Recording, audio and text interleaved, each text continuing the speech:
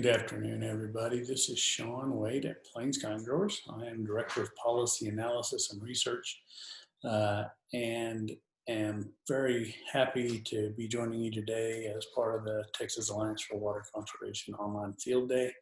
Was asked to provide a bit of an update on some of the things that are going on here in the cotton industry and around the High Plains, and maybe give a brief update on kind of the price and supply and demand situation as well. So with that, I thought best way to do that is kind of to jump into a little bit of a recap of what's been going on over the last several months. And I think one thing that we'll all agree on is that 2020 is definitely going to be a year to remember when it comes to the 2020 cotton production season and just situations around the country in general. So with that, let's start with a bit of a kind of a review of what's been going on. Certainly 2019 was a tumultuous year for the cotton industry. We had a lot of uncertainty going on in the global economy and around the world. With the market situation, with a lot of tension, obviously, in this U.S.-China trade area, where we had, kind of ongoing negotiations for a new trade deal with China. Throughout all of 2019, we also saw a general slowdown in some of the economic activity in the U.S. and other world economies. And as a result of the tensions between China and the U.S., we saw a little bit of a reduction in market share for cotton in China, of cotton going into China. Bring all of that together there towards the end of 2019, and you see the first appearance, documented appearance of the COVID-19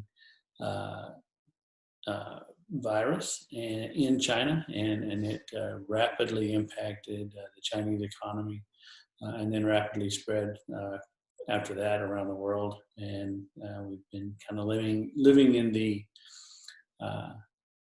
aura of the pandemic here for very many months now, about 6 months, and really doesn't seem to be much of an end in sight in regards to some of the economic impacts that we've been seeing. Combine all of those things that have kind of pulled together to hurt our price and supply and demand situations, and then we can add on a few weather-related issues that certainly impacted us here on the plains, dry conditions at planting, and then just a real tough planting season where we saw quite a bit of cotton, dryland cotton especially, that was impacted and failed early in the year. We've gotten some timely showers and some spotty showers around the area since that time, and we generally have probably a majority of our irrigated cotton is still in the field and moving rapidly towards harvest and maturity. And we've got so kind of another really very up and down production season here on the plains. Current projections are that we would be seeing a crop, on par and not better than what we saw in the 2019 production season as well. So maybe somewhere in that 3 to 3.5 million bale range, if we can catch some late rains and get some additional yield on this irrigated crop that we have around the country. Also during the planting window, in addition to all the drought and dry conditions that were impacting us in our efforts to get the 2020 crop up and going, we also had some legal activity that really dramatically impacted how the 2020 growing season was going to progress. When the Ninth Circuit Federal Court panel out of California acted on a lawsuit filed by several environmental groups around the country, and vacated the registrations for 3 dicamba herbicides we have really come to be very dependent on in the cotton industry. Of course, those products were Extendamax, Ingenia, and Pexipan, and that was a very serious blow to our uh, ability to kind of determine how we were going to go through the remainder of the 2020 growing season. Fortunately, shortly after that decision by the Ninth Circuit Court, the Environmental Protection Agency issued a cancellation order that did allow growers and commercial applicators to use any existing stocks of these products that they had in their possession as of June the 3rd, when the ruling came down, to allow them to use those products for the remainder of the growing season, or at least through July the 31st of 2020, according to previously approved labels and all of the rules that would go along with that. Shortly after, EPA actually issued this cancellation order that would have allowed to allow the use of those existing stocks. The plaintiffs filed a motion to challenge that order, but were fortunately denied, and we were able to continue to use the products that we had on hand. Current status of the dicamba herbicides right now is kind of in limbo. All three products were already in the process of having their registrations renewed by the EPA, regardless of the decision of the court to vacate them at the beginning of our growing season. And that process is ongoing. And after some discussions here in recent days, the companies are still anticipating a successful renewal of the registrations for all three of those products. Best case would be that there's a decision from EPA delivered to the companies by late September, early October, but that could be delayed as well. But we'll continue to keep our fingers crossed that EPA will move forward with those registrations and get those products back onto the market for us, and for us to be able to use in 2021. One thing that we don't know is what the labels will look like with the new registrations. We do anticipate that we'll see some differences in the labels moving forward, but really don't have an idea of what is being negotiated between the companies and EPA at this time. Shortly, I think of note through all of this process with dicamba was that the Ninth Circuit panel actually denied a very similar lawsuit that involved the Endless Duo, the 2,4-D herbicide product. And so that was actually good news. It was a different panel from the Ninth Circuit Court, and came to a different conclusion than the one that made the ruling on the dicamba product. So very interesting to see kind of how that dynamic works, even within the Ninth Circuit, that there are some differences in how these lawsuits are viewed and acted on. But again, hopefully going forward, we'll have a resolution to the registration question for Extendamax, Ingenia, and Pexipan moving forward, and we'll be able to continue to use those products in 2021, albeit probably with some slightly different rules. Kind of shifting gears a little bit, I guess the best thing to do right now is to kind of let's talk a little bit about the cotton market situation. Going into the 2020 calendar year, coming out of the 2019 growing season, we had a really interesting situation brewing with the depressed activity, mill use, and things that were going on. And this balance sheet that was used by the National Cotton Council, provided by the National Cotton Council in January of 2020, actually shows a very interesting kind of balance sheet for the U.S. coming out of the 18-19 crop and then the 19-20 crop. You see that mill use was expanding a little bit. Exports were certainly projected to be around that 16.5 million bale range for the 19-20 production year. And the stocks to use ratio around 27-28% was going to be fairly consistent moving forward. Of course, this was in the face of and shortly after the signing of the Phase 1 agreement with China. and anticipations for maybe some rebound in demand and market share for U.S. cotton going into China. Um, uh, Fast forward to August 20th or August of 2020, and you see that balance sheet changes a little bit. Where we had previously been looking at about a 28% stocks to use ratio coming out of the 2019 growing season.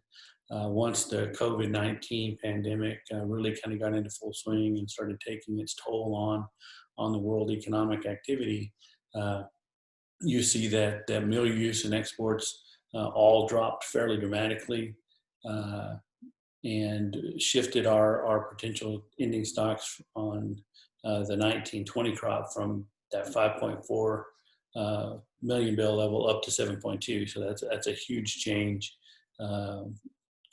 making our stocks to use ratio shift from 28% to 41%. Add in the 2020 crop production information here, and you see that the good news, I guess, is that things are remaining fairly steady from a stocks to use ratio standpoint. And I guess the bottom line there is we do see a slight anticipation of a little bit better mill use domestically.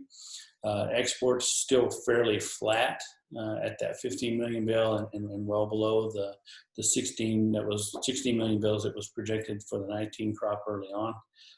But again, just only a slight increase in that stocks to use ratio going forward. So that's pretty good news, and hopefully as we continue to move out of the pandemic, things will start to look a little bit better. This is just another look at that mill use projection over time since about 2004. And I think the thing to understand really right here to look at is just the red line, this ICAC pre-COVID mill use projection line versus the ICAC post-COVID mill use projection line. And you can see that prior to the coronavirus, we were looking at world mill use somewhere around the 120 to 123 million bales. Factoring in all the changes and impacts from the coronavirus, you can see that mill use has dropped dramatically down to below 110 million bales. So that's a pretty big hit for cotton demand. And I guess the good news is that coming out of 2019, that's actually an improvement from what we might have anticipated earlier in the year. You can see that mill use really dropped off at the end of 2019 as a result of all of the China trade tensions and that sort of thing. And so, we were lucky to have this ICAC projection up here where it was, and then with the Phase 4 agreement, I think we were on track to maybe get back up into this 115 to 120 million bale range world mill use. But with the COVID impacts, that's certainly a lot lower. But an improvement maybe from where we were at the end of the year in 2019 as well. So that's good news, and hopefully that trend will continue and mill use will continue to recover as we go forward.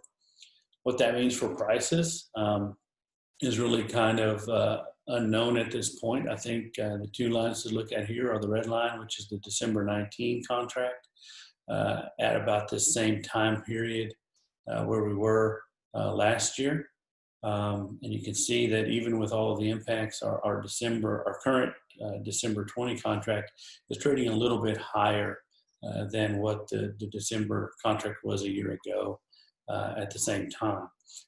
That's probably a good indication that we're kind of going to be stuck in a bit of a price range for a little while going forward. But certainly is good that we're at least a little bit above where we were at the same time last year from a price standpoint.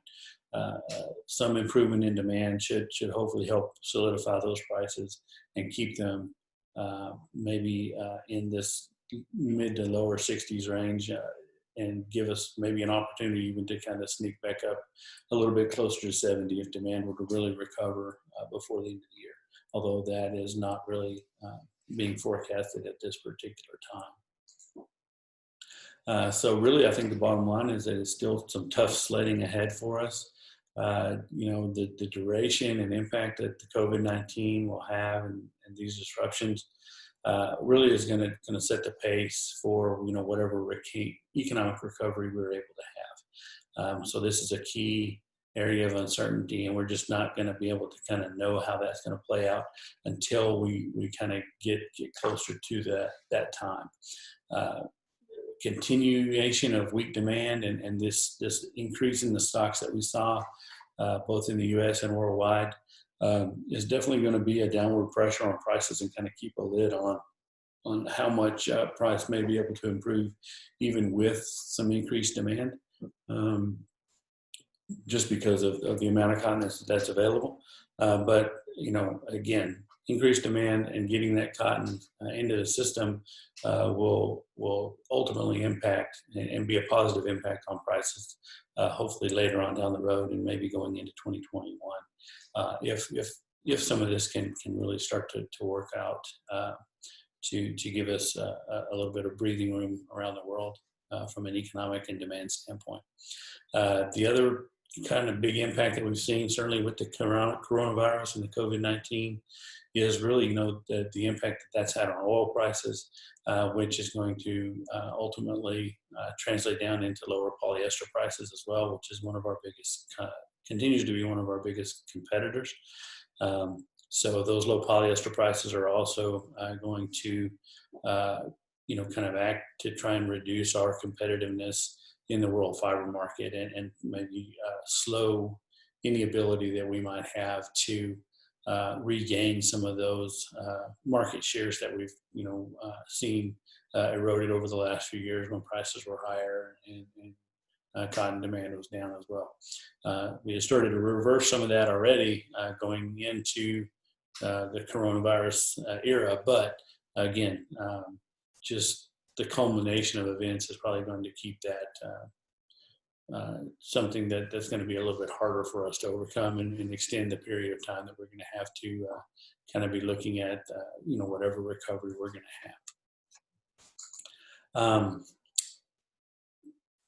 That's really about all I had on the crop itself and kind of pricing. Like I say, it looks like tough sledding ahead for us moving forward in the near term, but maybe some bright spots as we get further out, and maybe we can get past the coronavirus and get some of our economic activity going back again, get people back into the stores and shopping and consuming cotton, both in the United States and around the world.